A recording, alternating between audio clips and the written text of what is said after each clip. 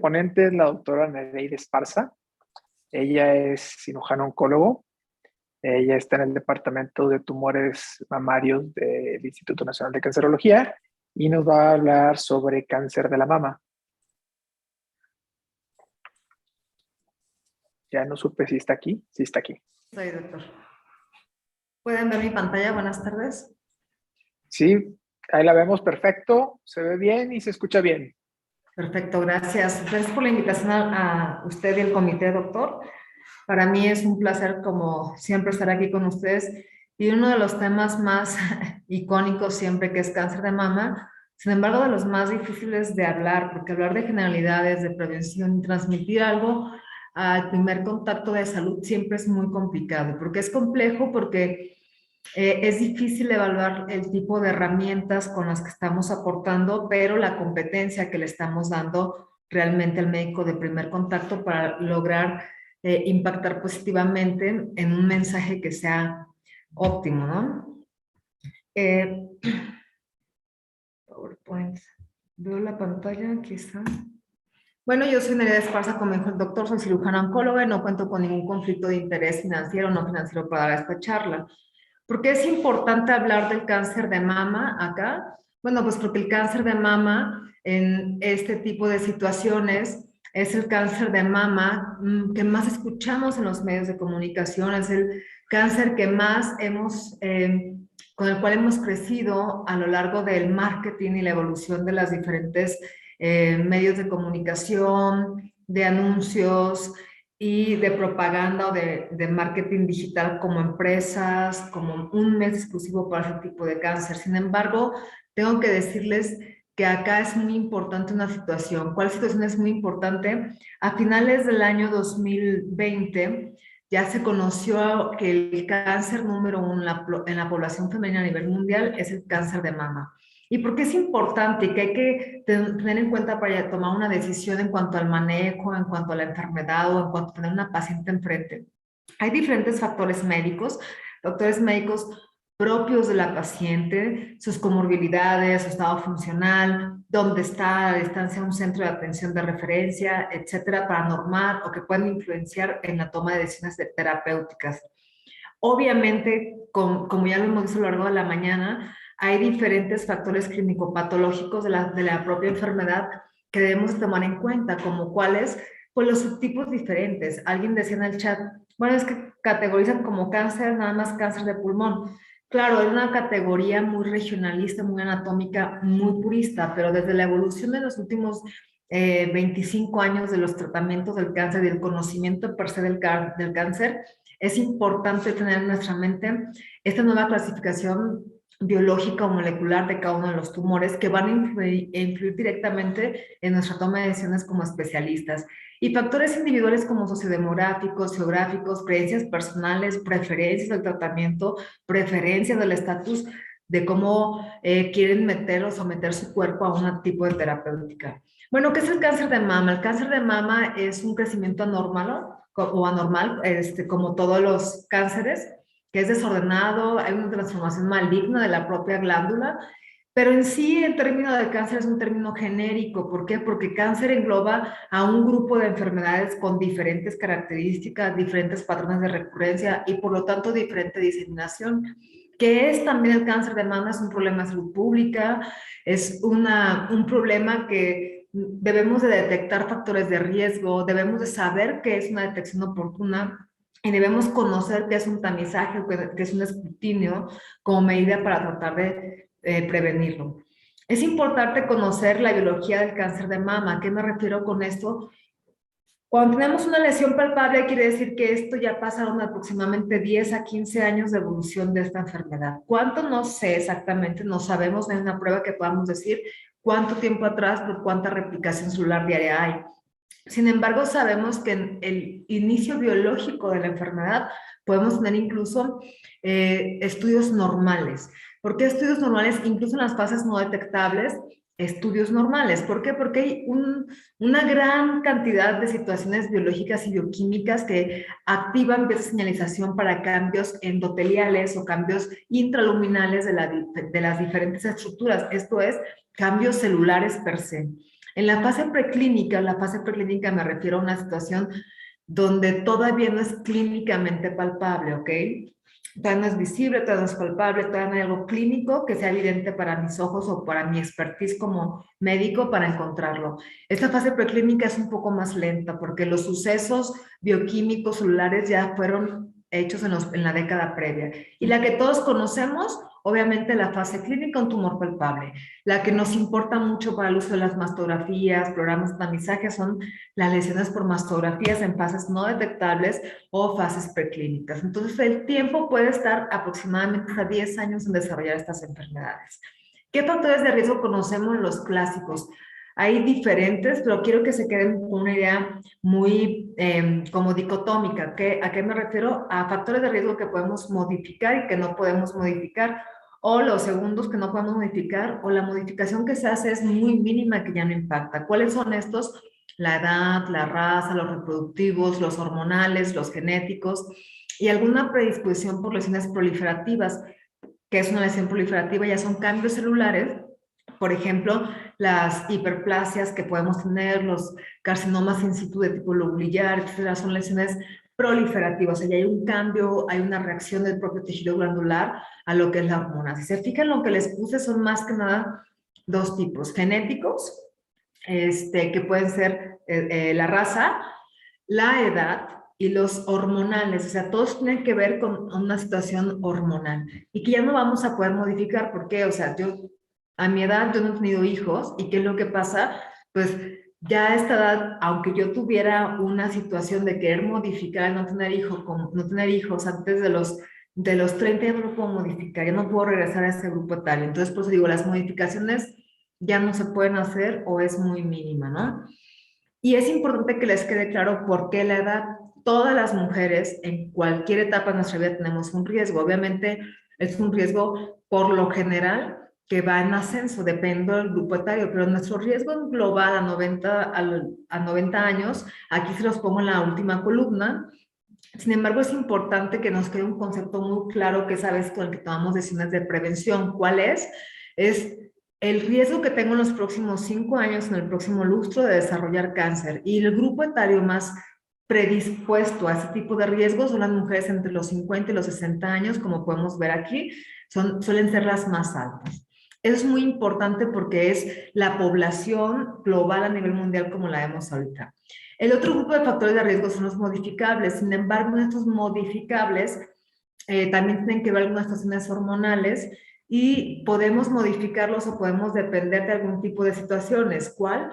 La situación de que a los 11 nos llegó nuestras reglas, somos regulares, tenemos hijos antes de los 30 años, es controversial la infertilidad, pero sí algún otro tipo de situaciones que podemos ver asociadas a la expresión de los ciclos estrogénicos en nuestro cuerpo. Dentro de estos modificables, los principales son los que les enmarco aquí. ¿Por qué son los principales? Porque conllevan a una acción propia, consciente de nosotros, de tratar de evitar este tipo de exposición a ciertas situaciones o sustancias que nos pueden aumentar los riesgos relativos de desarrollar algún tipo de cáncer. Obviamente no es como que, bueno, ya dejo de fumar y en cuanto deje de fumar, cada año me va a proteger y esta protección me infiere a que me va a reducir 1% por la próxima década. No es así, por eso se llaman riesgo relativo, recordemos las bases de la estadística. Conocemos otros factores que se llaman factores protectores. Estos factores protectores, ¿qué es lo que pasa a los factores protectores? Lo que pasa a los factores protectores es de que no sabemos bien, sabemos que la edad, sabemos que los ciclos estrogénicos, pero realmente cuánto no es un impacto así uno a uno, es lo que quiero que quede claro, porque a veces podemos conocer señoras con hijos que lactaron a toda su docena de hijos y esperarían un acumulado, no es un riesgo acumulativo de protección en ese juego de factores de riesgo. La lactancia materna pues tiene una protección relativa de menos de 1, ¿sí? Y una reducción de riesgo de 4.3. Entonces, la actividad física es la más importante hoy en día y es la que más nos centramos nosotros. Actividades físicas arriba de 150 minutos de un ritmo que sea intermedio alto. Y los factores no concluyentes, como podemos tener son el montón de uso de vitaminas, los diferentes estilos de dietas, los consumos de AINES, como en algún tiempo se utilizaba para algunas enfermedades, como lo era la famosa fibrosis quística, que hoy francamente conocemos como una condición fibroquística mamaria, no como una enfermedad. Pero hay otro subgrupo de pacientes que quiero que les quede claro aquí. El 5% de los cánceres de mama van a presentar algún tipo de alteración de mutación germinal. ¿Qué quiere decir esto? Que estos pacientes tienen 12% de riesgo de vida de desarrollar un cáncer de mama. El 30-40%, o sea, de cada 100 mujeres, hasta 40% van a tener algún tipo de antecedente familiar, pero eso no quiere decir que es realmente un riesgo per se. Existen actualmente modelos de predicción de riesgo de cáncer de mama para identificar pacientes que tienen mayor características de asociar a presentarse cánceres de mama. Eso es muy importante, se los englobo aquí, o sea, aunque yo tenga familiares, no quiere decir que ya tenga una predisposición genética, sino que tengo quizá una penetrancia, quizá algo que ya se puede juntar con, hacer match con otras alteraciones cuando se juntan mis padres para poder hacer algún tipo de alteración y que me haga una predisposición a cáncer. Hay mutaciones puntuales, 10 a 15% van a ser de asociación genética y los demás, como la diabetes, esporádicos o multifactoriales. Cuando tenemos una alteración genética es importante saber qué nos conlleva o qué riesgo nos aumenta. Si se acuerdan la gráfica de la edad, o sea, teníamos a 90 años el riesgo más alto de 12%, y se los puede también en la gráfica pasada, pero una paciente con una alteración genética conocida, franca, con un panel mutacional, puede tener hasta 87% de asociación a cáncer. Y esto es importante que nos quede claro. Entonces, en la consulta del día a día, ustedes, ¿a quién pueden mandar o derivar de las pacientes para un escrutinio de una paciente de alto riesgo? Pues pacientes con 2 o más familiares diagnosticados con cáncer, pacientes con familiares con cáncer antes de los 50 años, el mismo tipo de cáncer en la familia, en diferentes miembros, no importa el rango, si es de primero, segundo, tercer rango, más de un tipo de cáncer en la familia o los tipos raros de cáncer. Todos estos pacientes hacen check en tu lista para derivarlos de primer contacto, aunque no tengan cáncer activo en ese momento, aunque todavía no hayan desarrollado un cáncer. Voy a regresar un poquito a los conceptos propios de la OMS.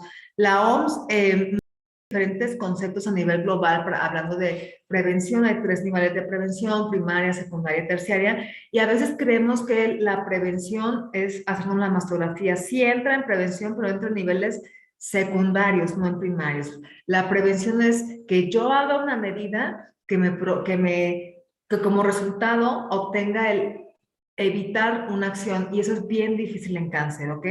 Entonces, por eso hablamos mejor de factores modificables y no modificables. Pero la OMS dice que esta prevención la debemos de diseminar por la población para tratar esa de foco primario, se esté haciendo esa prevención inicial en las pacientes y no nada más dependiendo de sistemas de escrutinio.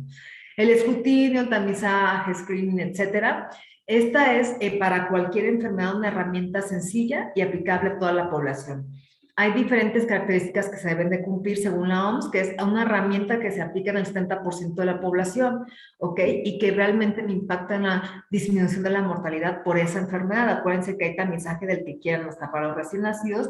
Tenemos tamizes cada vez más amplios para enfermedades tiroideas, metabólicas, etc. Entonces, eso también es tamizaje. En cáncer de mama, la herramienta más utilizada o la prueba diagnóstica es el uso de la mamografía. Por otra parte, detección oportuna. Detectar oportunamente es lo que nos ha recapitulado y nos ha repuntado todas las campañas en la última década, según la OMS. ¿Por qué? Porque las campañas de tamizaje no han demostrado que sea unos resultados estables en las diferentes poblaciones. En poblaciones de primer mundo parece en algunas que sí hay impacto, en otras que no, pero en poblaciones como en nuestro país, donde se hacen esporádicamente los tamizajes, hoy llega un carrito, no hay técnico, no hay quien lea el estudio, le dicen luego que la mano sale positivo, sale negativo, y no hay un seguimiento, realmente eso no es tamizaje, ¿ok? Tamizaje tendría que ser con cierto periodo, que sea por el mismo equipo, que la esté revisando alguien que lleve la prueba y la exploración clínica. Y aquí no hay esa cobertura. No llegamos ni al 30% en nuestro país, pero detección oportuna sí lo podemos hacer. Esto es conocer los primeros signos y síntomas en población sintomática para facilitar el diagnóstico y el tratamiento oportuno temprano. Eso es lo que yo les decía, o sea, es bien diferente lo que de pronto consideramos en octubre rosa y de pronto lo que se nos queda en octubre rosa y lo que realmente ya está mandando nos llamamos como personal de salud. Y es muy importante que lo sepamos porque la variación de la información es muy amplia. Los diferentes esquemas que ha habido por los colegios y los consensos internacionales pues varían por esta información tan voluble que hay, de si sirve o no sirve como screening en una mastografía, pues cada población y cada guía pone a partir de qué edad. En global les puedo decir, a partir de los 40 años, de forma anual o bianual, ¿sí? Y desde los 19 años, tu revisión clínica y una vez al año una revisión por un especialista que sepa explorar la mama, ¿no? No un especialista de que, bueno, medio te la sé explorar y medio la complemento con un ultrasonido. Eso no es una exploración clínica, un examen clínico sistemático, no lo es. Entonces, ¿qué es lo que pasa para nuestros expertos nacionales? Nuestros expertos nacionales son muy claros. Autoexamen a partir de los 18 años, entre el séptimo y décimo día después del periodo, de iniciado el periodo. El examen clínico mamario por especialista a partir de los 25 años. El ultrasonido, por favor, es un estudio de elección inicial bajo ciertas cosas en mujeres menores de 35 años con patología mamaria.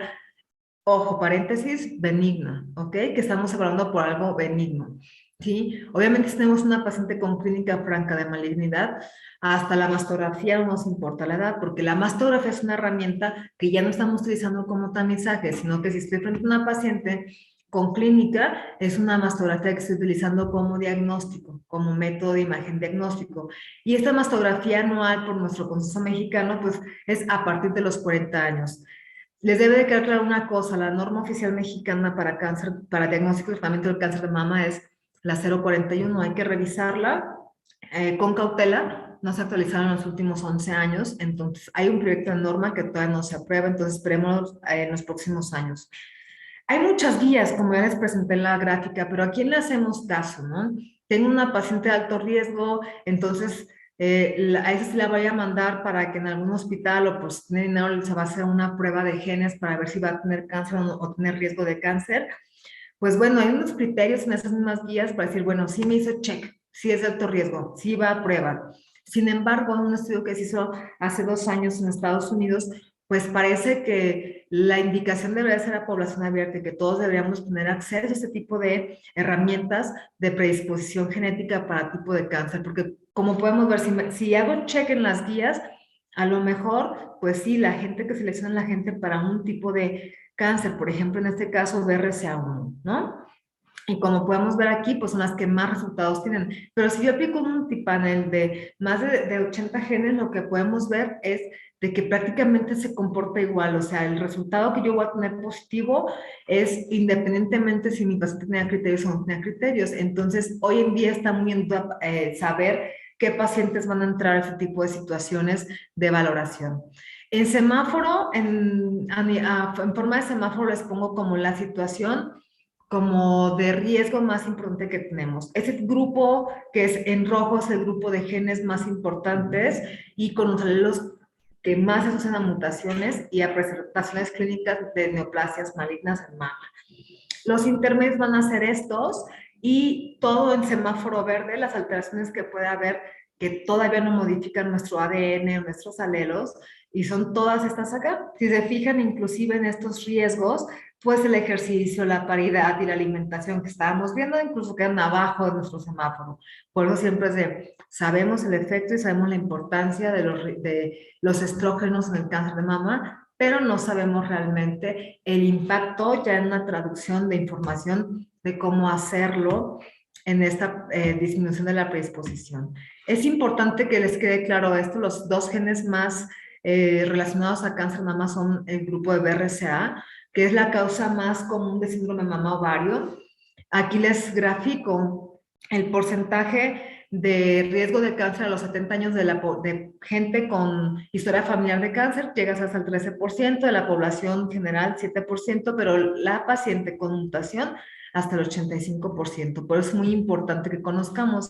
Va a haber otros síndromes de penetrancia alta para desarrollo de cáncer y son aquí algunos de los que les pongo enseguida. Sin embargo, tienen mayor presentación clínica de otro tipo de neoplasias.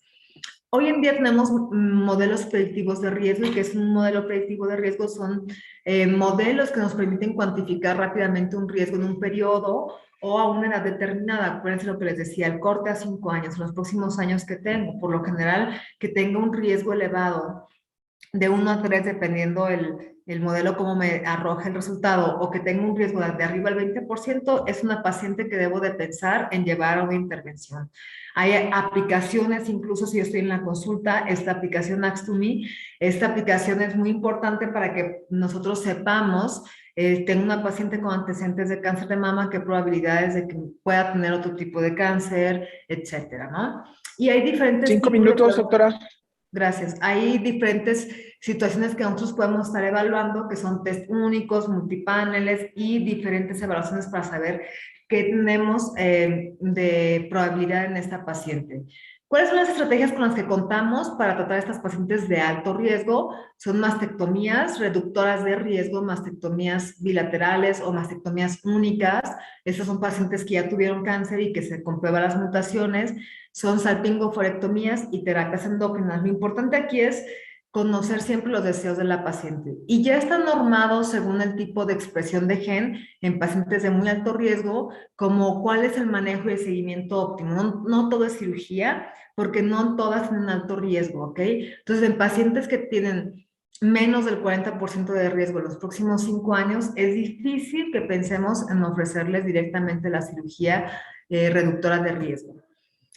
Vamos a hablar un poquito de la estadística a nivel mundial. Pues la estadística en nuestro país comparada con el globo terráqueo, pues parece que en México tenemos casi el doble de probabilidad de morir por cáncer de mama que lo relacionado en Estados Unidos. Como podemos ver, esta mortalidad está concentrada hacia el norte del país y el aumento que hemos visto es en la incidencia en las últimas 3 décadas. Esto ha llevado a que se pintará de rosa el globo CAN en la página de internet.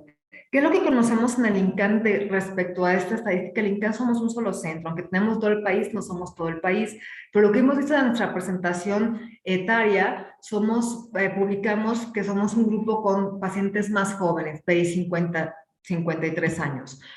Las características más relevantes, pues más o menos se comporta igual que el resto de Latinoamérica, no son etapas tempranas, son etapas mayormente localmente avanzadas y metastásicas, aunque pareciera que no es muy diferente que la base de Estados Unidos respecto a nuestra comparativa aquí en el instituto. Realmente la de México, insisto, no es la de México. Sabemos que es la primera causa de incidencia de mortalidad, sabemos que son que la incidencia en las últimas 3 décadas y sabemos la edad. ¿Qué hay que hacer? Muchas cosas. Muchas cosas no sabemos por dónde empezar. ¿Qué se ha hecho? Lo que se ha hecho son diferentes situaciones. Primero es conocer el sistema de salud. ¿Por qué? Porque es multifactorial, multifragmentado y no sabemos aquí realmente cómo lanzar las estrategias. Ha habido diferentes estrategias con nosotros, pero sin embargo esas estrategias están cimentadas en políticas y esas políticas dependen de partidos y donde hemos tenido algún tipo de problema. ¿Qué es lo que se deben de llevar ustedes? Pues esto es los retos de la prevención del cáncer de mama. Por eso les presento estas gráficas, porque casi nadie hablamos de lo poco que hay aquí en nuestro país. Entonces, estos son nuestros retos y esto es lo que deben de saber ustedes. ¿Qué deben de transmitir? ¿Cómo explorarse? 10 minutos al mes. La paciente debe de verse frente a un espejo, debe de bajar los brazos, elevarlos y luego recostarse y tocarse con la mano contralateral. No en piano, sino en toda la glándula. Esto es sus límites completos de la mama, no nada más en el centro, no nada más en el polo inferior, que es un error técnico que siempre hacemos nosotros. Por lo general son 3 dedos y son en yema y no es en piano. Eso es algo que ustedes deben de quedar claro. Los signos y síntomas es siempre muy importante para ustedes, siempre deben de pensar mal Y la paciente es la primera que debe de pensar más, deben de empoderar a las pacientes que conozcan su cuerpo, porque tenemos campañas muy amplias, pero no estamos impactando en esto. Los síntomas más importantes son cambios de tamaño, de piel, erosiones, fluido, pero son síntomas ya de enfermedad clínicamente así avanzada y no estamos en diagnóstico oportuno. El 80% de las veces no es cáncer, pero cuando tenemos ese tipo de imágenes, quiere decir que estamos frente a una enfermedad avanzada, localmente avanzada, versus metastásica. Nuestra ruta óptima es esta: sospechar, evaluar, estudios de imagen, diagnósticos de patología, siempre un diagnóstico de patología antes de una intervención, y tratar de disminuir nuestros tiempos. La doctora Unger publicó esto y tardamos hasta 9 meses en que la paciente se lo detectó y que llegue al hospital donde la van a atender. Pero el hecho es de que también esta subespecialización nos ha llevado en los últimos años a doblar el tiempo, como lo podemos ver aquí, a doblar el tiempo en que tenemos un diagnóstico o iniciamos un tratamiento. Y esto impacta negativamente el retraso en lo que es la supervivencia de la paciente. ¿Qué va a requerir nuestro paciente? Estudios de imagen para poder hablar de un estadio, confirmación histológica, no cirugía directo, se hacen todos con biopsias de corte, como lo explicaba de pronto la doctora Salcedo, para poder tomar decisiones. Hay pacientes en etapa temprana que no van a cirugía de entrada, ¿ok? Y es muy importante que conozcamos bien el tiempo porque nuestros tiempos de terapéuticos llegan a ser hasta de 1 año completos. Entonces no podemos, estamos comiendo 9 meses a una paciente, déjeme le hago curaciones. El principio terapéutico es multimodal en cáncer de mama. Cáncer de mama fue pionera en la adyuvancia, quiere decir esto, en el momento en el que estamos dando los tratamientos que sean previo a un control locorregional. Es muy importante que tengamos en cuenta que lo que nos han estado hablando toda la mañana, el tratamiento número 1 llega a ser la cirugía y todo lo demás está enfocado en aumentar los periodos libres de la enfermedad. Las opciones terapéuticas van a depender de la etapa clínica y del perfil biológico de la enfermedad en cáncer de mama, siempre. Los tratamientos sistémicos en cáncer de mama son quimioterapia, terapia endocrina u hormonoterapia, malmente llamada, la terapia blanco y hoy en día para algunos tipos la inmunoterapia. La radioterapia es otro tratamiento que ha echado como de la mano siempre el tratamiento del cáncer de mama de forma locorregional y ha impactado positivamente en las pacientes. Hoy en día podemos decir de que se puede preservar la mama gracias a los tratamientos con radioterapia más que la cirugía per se. La cirugía per se puede ser cirugía de preservación de mama, que es una cirugía parcial de la mama donde tenemos que quitar el tumor, corroborar que está completamente quitado y optimizar la cobertura de estos tumores, de estas lesiones, perdón. La clásica, que es una mastectomía y es quitar toda la mama, es por lo general una cirugía ya poco vista, por lo general estamos ya en una situación de 60% de las veces ofertamos cirugía de conservación de seno, pero también los manejos mínimamente invasivos son ofertados a nivel ganglionar. Recuerden que en la cirugía de cáncer siempre tiene que quitarse el tumor en el órgano con tejido sano y esto es con margen negativo y la zona ganglionar de drenaje de ahí. Nosotros podemos hacer también una disección de axila cuando tenemos ya enfermedad de entrada macroscópica o radiológicamente comprobable. Y las conclusiones que les puedo decir es de que siempre hay que sospechar por qué y en quién puede tener.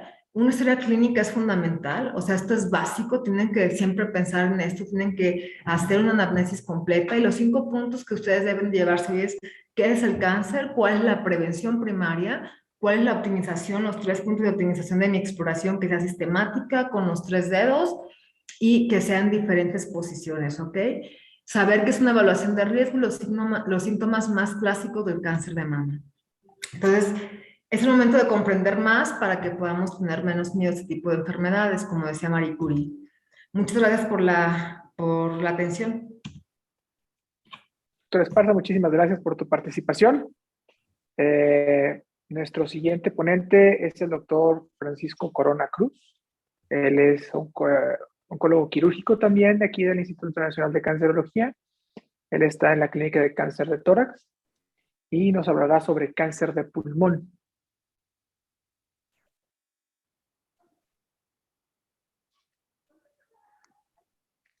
Ahí vemos bien tu presentación. Si puedes ponerla.